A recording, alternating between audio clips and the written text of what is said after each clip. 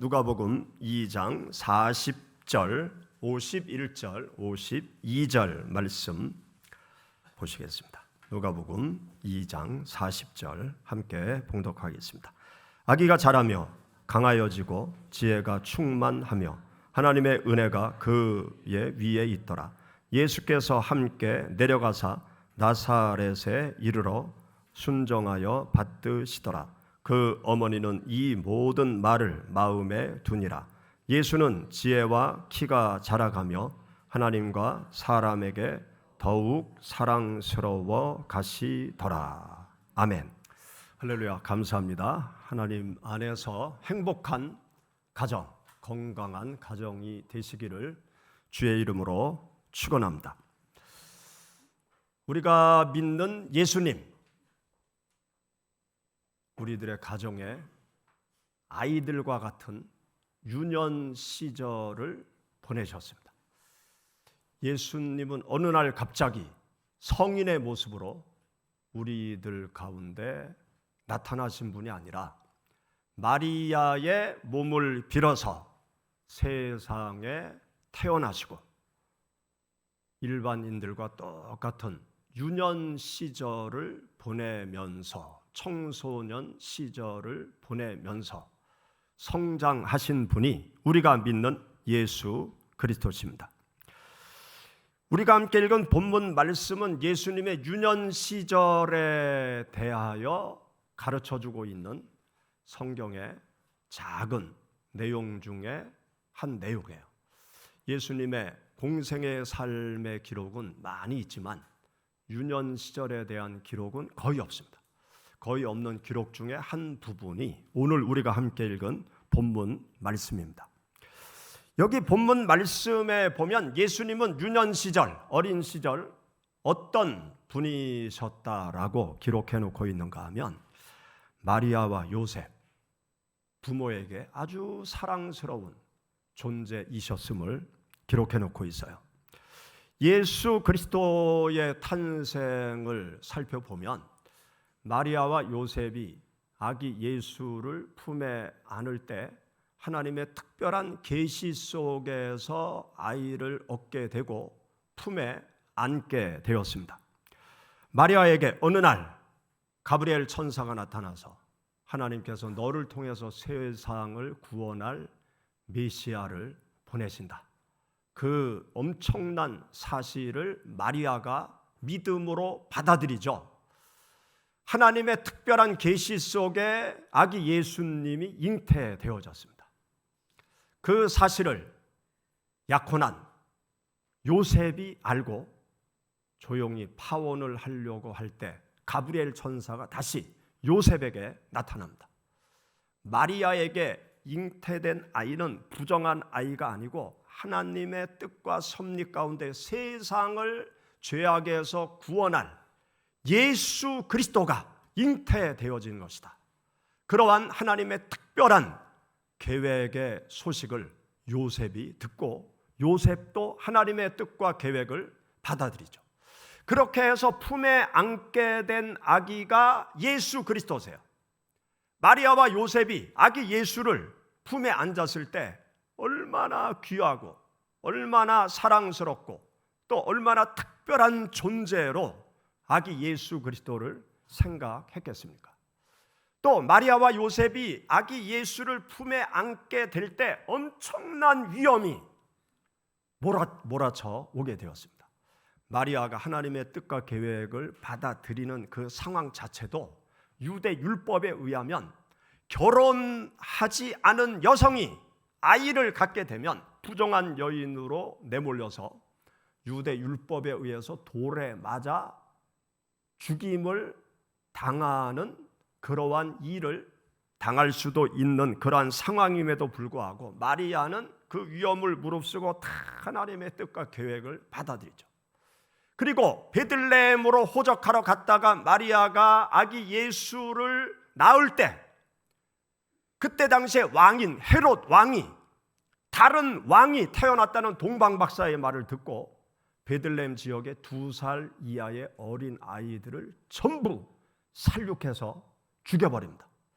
그 칼이 임하기 전에 하나님의 천사의 계시를 받고 이집트 땅으로 피신을 가서 2년 여년 동안 거기에서 도피 생활을 하게 되죠.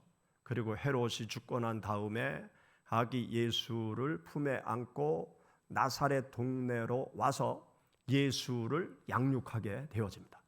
그러한 위험 속에서 품에 안고 있는 이 예수 그리스도, 얼마나 귀하겠어요. 얼마나 애지중지 예수 그리스도, 아기 예수 그리스도를 돌보면서 기도하면서 양육을 했겠습니까?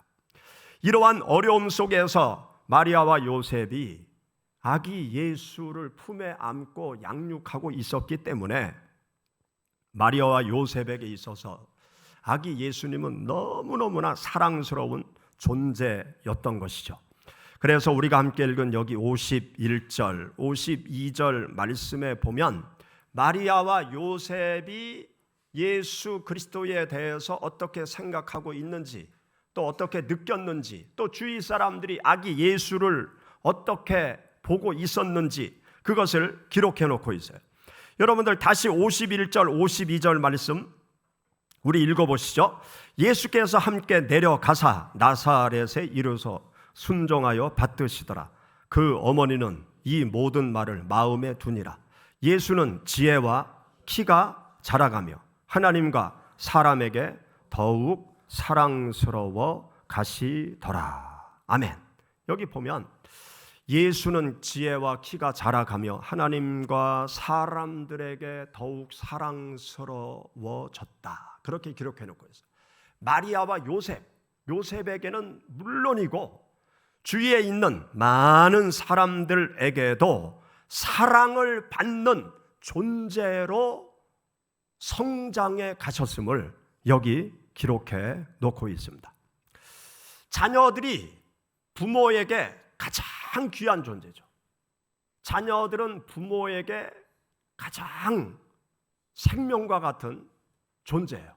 그리고 그 어떤 세상의 그 어떤 것보다도 사랑스러운 존재가 부모에게 있어서 자녀라는 존재입니다. 그래서 부모들이 자녀들을 애지중지 사랑하며 아끼며 돌보면서 그 아이들을 양육하고 그 아이들을 양육하면서 기쁨을 얻으면서 이 세상을 살아가고 있죠. 그런데 우리가 자녀를 키울 때 나에게 사랑스러운 자녀, 나에게 귀한 존재, 하나님의 특별한 생명의 선물인 자녀, 이 자녀가요 부모에게 사랑스러운 존재이듯이 우리 가정 밖으로 세상 속에 들어갔을 때 우리들의 자녀들이 사람들에게 사랑을 받는 존재로 양육해 가야 됩니다. 마리아와 요셉은 아기 예수 그리스도를 많은 사람들에게 사랑스러운 존재로 내놓을 수 있는 그러한 양육을 해 갔음을 여기 본문 말씀은 우리들에게 가르쳐주고 있어요. 우리들의 자녀가 나에게 사랑스럽다라고 그러면 밖에 나가서도 많은 사람들에게 사랑을 받고 인정을 받고 많은 사람들이 기뻐하는 그러한 자녀들이 되어야 하는 거죠. 그런데 우리가 생활을 하면서 보면 가끔 눈살을 찌푸리게 만드는 아이들의 모습을 공공장소에서 보게 됩니다. 다들 그 아이가 막무가내로 행동하는 것에 대해서 눈살을 찌푸릴 때 어떤 부모들은요 그 막무가내로 저지레 하는 그 아이들을 가만히 흐뭇하게 바라보는 부모들이 왕왕 있는 것을 보게 됩니다. 그러면 우리들이 그런 생각을 하죠. 좀 애를 좀 단둘이 좀 하지 왜 저렇게 내버려 두나. 자식 귀한 것은 다 인정을 하겠는데 너무 하는 거 아닌가, 그런 생각이 드는 그러한 가정의 아이들을 가끔 보게 됩니다. 방송에서 한 번은 노키즈 존에 대한 논란이 불붙었어요. 어떤 식당 가게에서 노키즈 존, 우리 가게에는 아이들이 들어올 수 없습니다. 그러한 그 문구를 적어놨어요. 그러니까 이제 난리가 난 거죠. 막 SNS에 그 사진 찍어서 올려놓고 이 가게는 가지 말아라. 지는 애가 없냐? 왜 애를 가지고 있는 그 가정을 들어오지 말라고 하느냐? 그러면서 난리가 났어요. 그런데 또 한쪽에서는 오죽했으면 그 주인이 그런 문구를 적어놨겠나? 자녀를 좀 잘 돌보는 부모가 있으면 그 가게 사장님이 그렇게까지 했겠냐? 그러면서 막 갑론을박 막 뜨겁게 그냥 경론이 벌어지는 그러한 일들도 보았습니다. 우리가 자녀를 키울 때 사랑스러운 자녀, 나에게만 사랑스러운 자녀가 되면 안 됩니다. 다른 사람에게도 사랑을 받는 그러한 존재로 우리들의 자녀를 잘 키워가야 되죠. 사회 속에서 내 자식이 제 역할을 하면서 사랑을 받고 많은 사람에게 인정을 받는 그러한 자녀로 키워야 되겠다라는 의식을 우리 부모들이 의식적으로 가지고 있어야 됩니다. 그래서 기회 있을 때마다 자녀들을 내가 사랑하는 자녀, 사랑스러운 자녀, 세상 속에서도 사랑을 받고 세상 속에서도 인정을 받는 그러한 자녀로 키워가야 되는 책임이 우리 부모들에게 다 있는 것입니다. 부모에게 사랑스러운 자녀, 많은 사람에게 사랑을 받을 뿐만이 아니라 또한 예수 그리스도처럼 하나님에게도 사랑을 받는 존재로 우리들의 자녀를 잘 양육해 가야 됩니다. 우리가 함께 읽은 여기 누가복음 2장 52절 말씀에 보면 예수는 지혜와 키가 자라가며 하나님과 사람에게 더욱 사랑스러워 가시더라. 여기 말씀에 예수님은 하나님에게 더욱 사랑스러워 가셨다. 그렇게 기록해 놓고 있습니다. 마리아와 요셉이 아기 예수를 키울 때 어떻게 키웠을까? 여러분 한번 생각을 해보세요. 마리아와 요셉이 가브리엘 천사의 계시를 받고 아기 예수를 잉태했고 하나님의 기적적인 방법으로 아기 예수를 품에 안게 됐고 또 여러 가지 위험한 상황 속에서 하나님이 도와주시는 그 이끌림을 받으면서 아기 예수를 나사렛 동네까지 데리고 와서 아기 예수를 키워갈 때 마리아와 요셉이 예수님을 어떻게 키웠겠습니까? 예수님은 어린 시절부터 하나님이셨어요. 그래서 마리아와 요셉을 뛰어넘는 상상할 수 없는 그러한 일을 예수님께서 행하기도 하셨습니다. 예루살렘에 절기를 지키러 갔다가 그 일가족, 친척들이 집으로 돌아오는 과정 속에 며칠이 지난 다음에 예수가 없는 것을 알고 뒤찾아 잃어버린 아이를 찾아가게 되죠. 그런데 가서 보니까 예루살렘 성전 안에서 제사장들과 서기관들과 율법사들과 하나님의 말씀에 대해서 토론을 하시는 거예요. 어린 예수님이. 그리고 예수님을 찾으니까 내가 아버지 집에 있어야 할 것을 알지 못하셨나이까. 엄청난 말씀을 어린 예수님이 하신 거죠. 그러니까 마리아와 요셉을 뛰어넘는 엄청난 분이 아기 예수님이셨어요. 그런데 우리와 똑같은 육체적인 성장을 거쳐갈 때 마리아와 요셉이 아기 예수를 어떻게 키웠을까? 늘 기도했을 것입니다. 하나님의 특별한 계획 속에서 우리 가정을 통해서 예수님이 태어나셨는데 하나님의 뜻과 계획이 예수 그리스도를 통해서 온전히 이루어질 수 있기를 날마다 마리아와 요셉은 하나님을 향하여 기도하는 시간을 가졌겠습니다.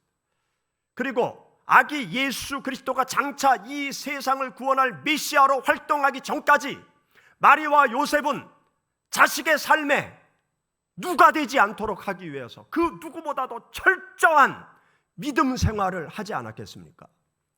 부모로서 자식에게 누가 되지 않도록, 흠이 잡히지 않도록 모든 사람들이 바라보는 앞에서나 또 가정 안에서나 하나님의 말씀을 마음에 새기고 하나님을 사랑하고 그 누구보다도 먼저 하나님께로 가까이 나아가는 믿음의 열심을 가지고 마리아가 아기 예수를 양육해 갔을 것입니다. 여기 우리가 함께 읽은 성경 말씀에 보면 51절에 이런 말씀이 있어요.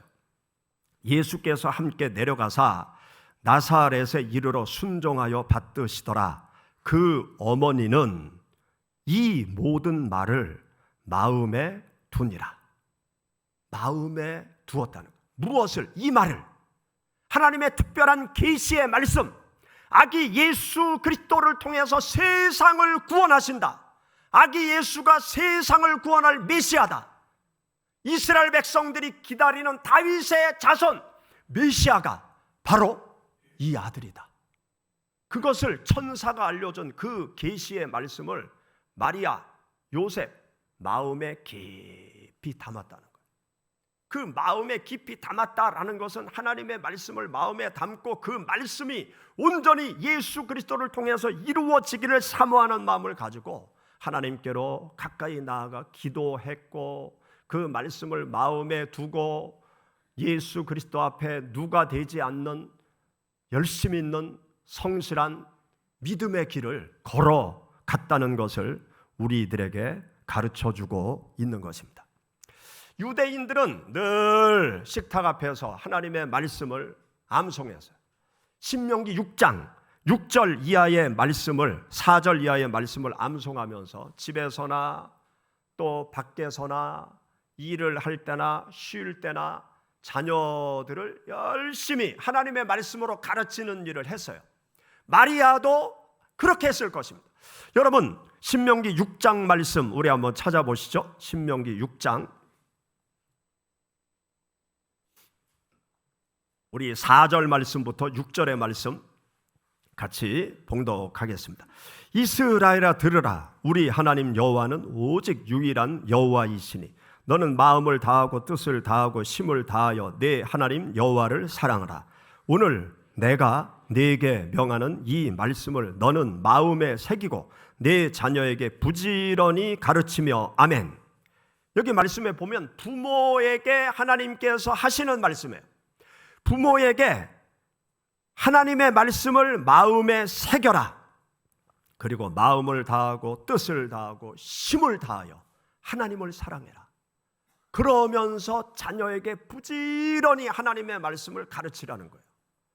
부모가 먼저 하나님 앞에 열심히 있는 모습을 나타내 보이라는 것이죠. 우리가 자녀를 잘 양육해 갈 때 어떤 교육이 가장 설득력 있고 또 자녀들의 삶을 움직이는 교육이 되는가 하면 부모가 먼저 본을 보이는 것입니다.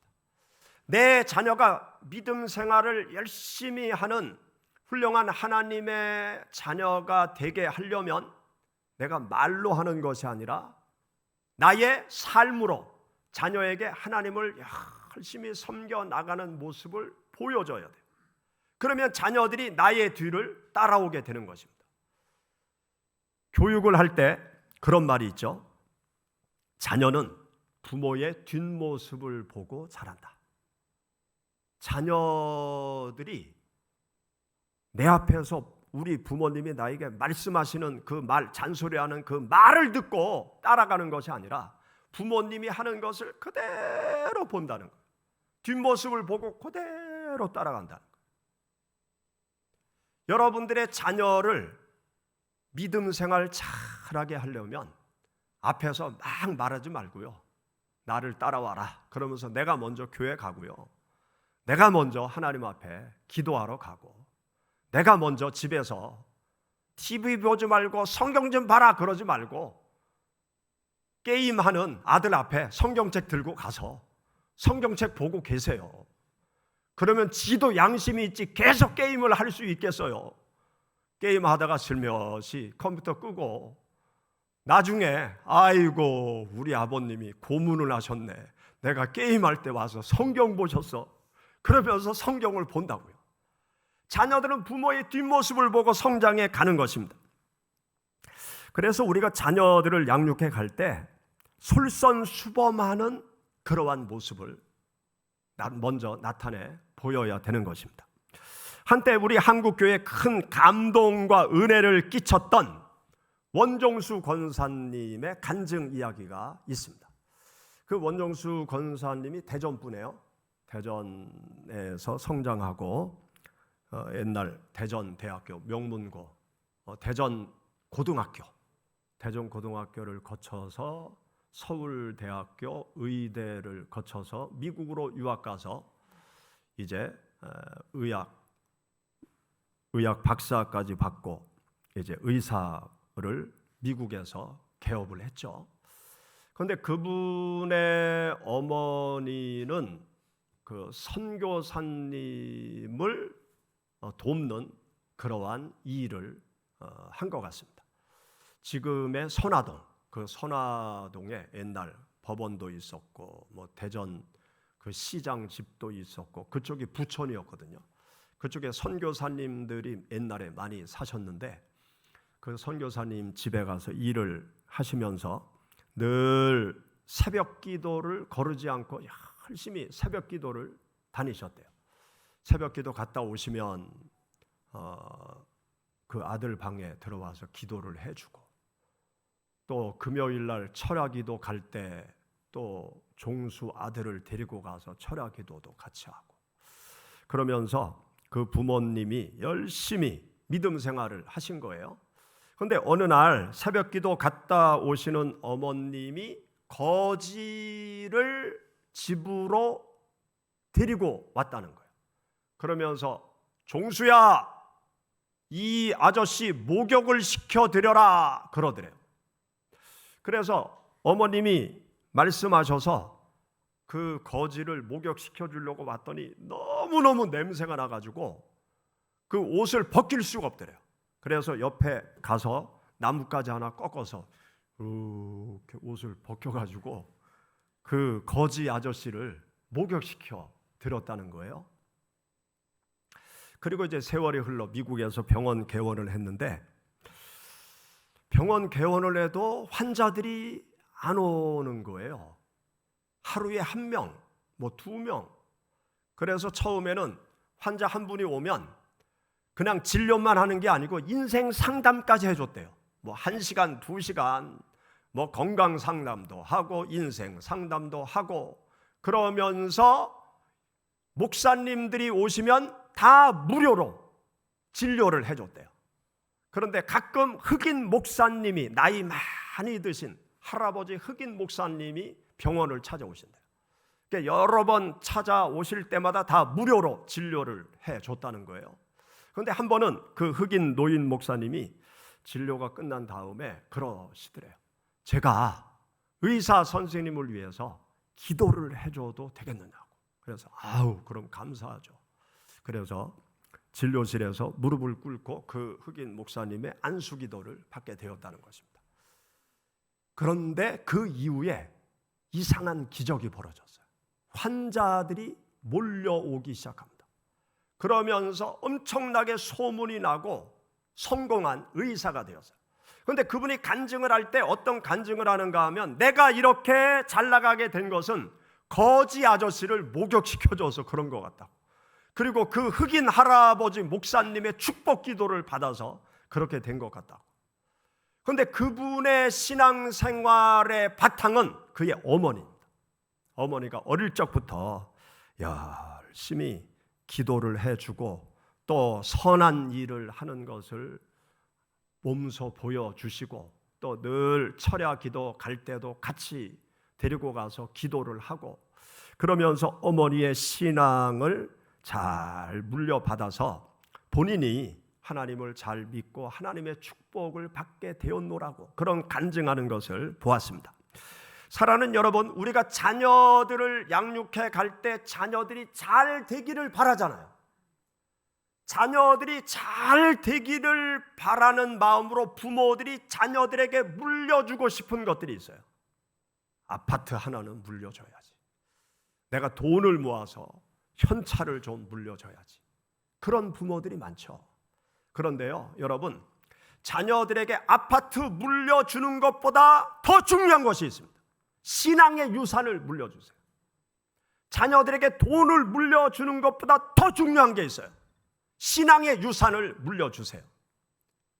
돈은요, 사라질 수 있어요. 아파트는요, 사라질 수도 있어요. 그런데 신앙의 유산을 물려주면 믿음은 사라지지 않습니다. 자녀의 마음속에 하나님을 믿는 믿음이 있으면 천지와 만물을 창조하신 하나님, 만물의 주인이신 하나님께서 자녀들의 삶에 하나님께서 축복하시면 내가 아파트 한 채 물려주지 않았어도 하나님이 자식에게 아파트 100채도 주실 수 있어요. 내가 한 푼 물려주지 못했을지라도 자녀들이 하나님께로부터 수백억의 돈을 버는 축복을 하나님께로부터 받을 수 있어요. 여러분, 우리가 자녀들에게 물려줄 수 있는 최고의 선물은 하나님을 믿는 믿음입니다. 나는 떠나지만 하나님은 내 자녀들과 영원히 함께 하세요. 나는 죽으면 자식을 도와줄 수 없지만 자식의 마음속에 계신 하나님은 내가 떠난 뒤에도 자녀를 영원히 돌봐주실 수 있는 분이 바로 여호와 하나님이 되시는 것입니다. 하나님을 잘 믿는 믿음의 길을 걸어가도록 자녀를 여러분들이 말씀과 기도와 하나님의 사랑으로 양육해 가면 자녀들의 미래의 삶이 활짝 열리게 되는 것입니다. 제가 봄날이 되면 꽃씨를 열심히 심거든요. 요즘도 꽃씨를 제가 열심히 가꿔요. 꽃씨를 열심히 가꿔서 요 상가 주위에다가 제가 4년 동안 계속 꽃을 심고 있어요. 죽으면 또 꽃씨 뿌려서 싹을 내가지고 심고 제가 계속 그렇게 꽃씨를 싹을 내서 심고 있는데, 꽃씨를 심잖아요. 이렇게 그 모종판에 꽃씨를 이제 뿌려놔요. 그러면 한 주, 두 주 정도 지나면 대부분 싹이 나와요. 그런데 싹이 나오면 무슨 꽃인지 모르겠어요. 그 싹이 처음 나올 때는 대부분 싹이 다 비슷해. 잡초도 화초 같고 화초도 잡초 같고, 어떤 땐 풀을 뽑다가 제가 화초까지 뽑아요. 그래가지고 이게 싹을 구분하려면 이름을 적어놔야 되겠구나. 그래서 제가 씨앗을 뿌리면 거기다가 이름을 적어 놓습니다. 봉숭아 씨, 금관아 씨, 풍접초 씨, 고수 씨, 제가 거기에다가 이름을 전부 다 적어놔요. 이름을 적어놓고 싹이 나오잖아요. 보면 다 똑같아. 그런데 그 이름 적어놓은 것 때문에 요게 금관아 씨구나, 이게 해바라기 씨구나, 그 씨앗을 구분을 하게 됩니다. 그런데 구분이 안 돼도 계속 물을 주고 계속 바람이 잘 통하도록 관리를 하고 너무 뜨겁지 않게 잘 그 화초들을 돌보아 주면 시간이 지나갈수록 그 씨앗의 본래의 모습이 나타나기 시작해요. 봉숭아의 모습이 나타나고 봉숭아 꽃이 달리고, 해바라기의 모습이 나타나고 해바라기 꽃이 피고 열매가 맺히게 됩니다. 저는요, 그거를 보면서 우리 사람들도 똑같다. 여러분, 신생아실에 가서 아이들을 보세요. 그 아이들이 다 똑같아요.